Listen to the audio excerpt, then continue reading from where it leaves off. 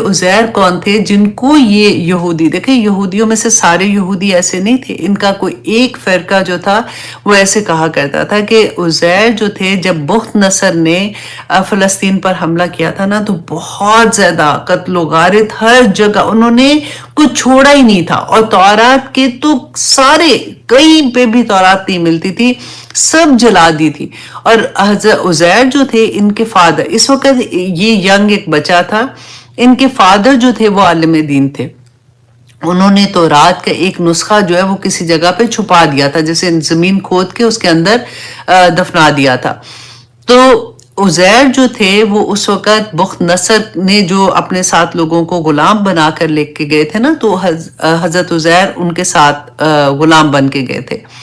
अब क्या हुआ था कि इतने सालों के बाद जब वो वहां से वापस आते हैं, गुलामी से अपनी निजात मिल जाती है, वहां से वापस आते हैं, तो रास्ते में फिर ये वाला किस्सा होता है जो वो देखते हैं एक बस्ती में, तो अल्लाह सुब्हानहू तआला ने 100 साल सुला दिया। अब उसके बाद जब वो जिंदा वापस होते हैं तो अपने घर की तरफ आते हैं, देखते हैं कि मेरा वो मोहल्ला तलाश करते हैं, तो अपने घर को पहचानते हैं, तो वहां पे तो लोग उनको पहचानते नहीं, इतने सालों में तो लोग भूल भी गए थे। तो वहां पे एक औरत होती है जो 120 साल की एक बुढ़िया होती है, जो उसकी आंखें मतलब जैसे वो अंधी होती हैं। तो वहां पे उज़ैर जब वहां पे पूछते हैं उनसे कि इस घर के मालिक कौन है, यहाँ पे कौन रहता है, अब तो वो कहती हैं कि तुम कौन हो, तो वो बताते हैं कि मैं उज़ैर हूँ, मैं यहाँ पे रहा करता था। तो वो बुढ़िया उनको पहचान जाती है, क्योंकि वो उस जमाने में उनकी गुलाम थी।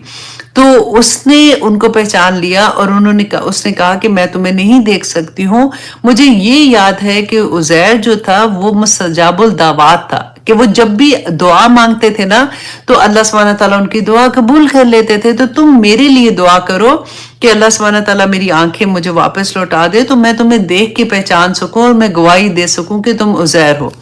तो हजरत उज़ैर जो है उन्होंने दुआ की और वो बुढ़िया जो थी उनकी आंखें वो देखना शुरू हो गई और उन्होंने गवाही दी। और उन्होंने कहा कि उज़ैर,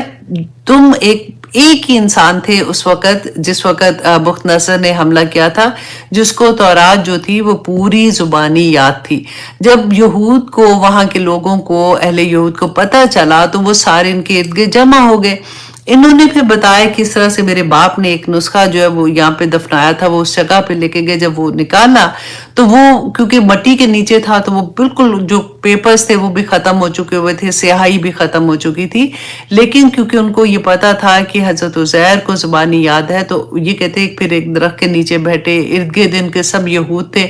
और इन्होंने वो लिखना अपने हाफसे से लिखना शुरू किया। तो उन्होंने जब ये देखा तो उन्होंने इतने, वो जैसे होता है ना, यही मोहब्बत की, गुलूफ की बात हो रही है, तो उन्होंने कहा कि ये तो